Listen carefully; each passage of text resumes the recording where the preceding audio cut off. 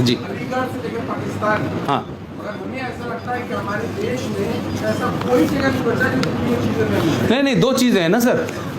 झूठ पे लोग जो हैं आटा बेच देंगे, नमक बेच देंगे, झूठ के सहारे अच्छे डालडा घी को देसी घी में बेच देंगे।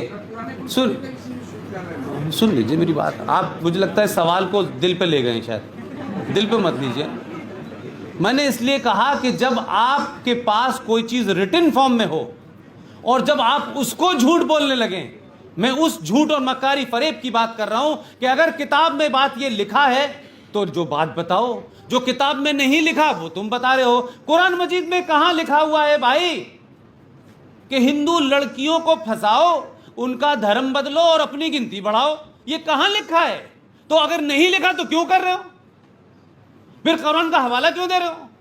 फिर बताओ कि कहां लिखा है कुरान मजीद में कि जो आपको नहीं मानता, मेरे रसूल को नहीं मानता, मेरे अल्लाह को नहीं मानता, मेरे मोहम्मद को नहीं मानता, उसका कत्ल वाजिब है? अगर लिखा है तो बताओ।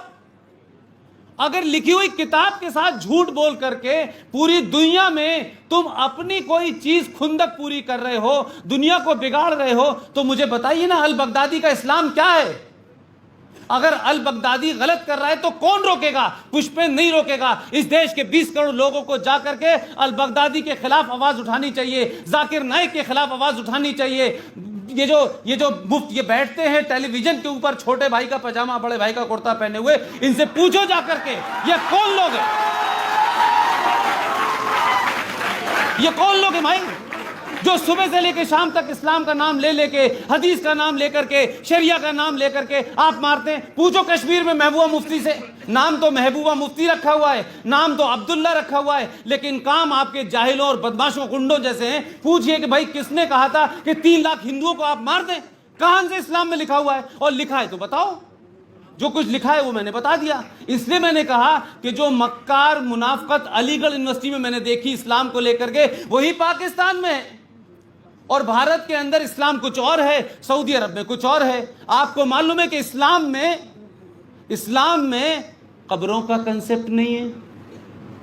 कब्र के बारे में मना किया गया है कि कब्र नहीं बनेगी, जो जनाब चले गए हैं उनको ज़मीन में दफनाइए, मट्टी डाल दीजिए और खुदा हाफिज कर दीजिए। लेकिन ये बड़ी बड़ी संगमरमर की कब्रें क्यों बनेंगी?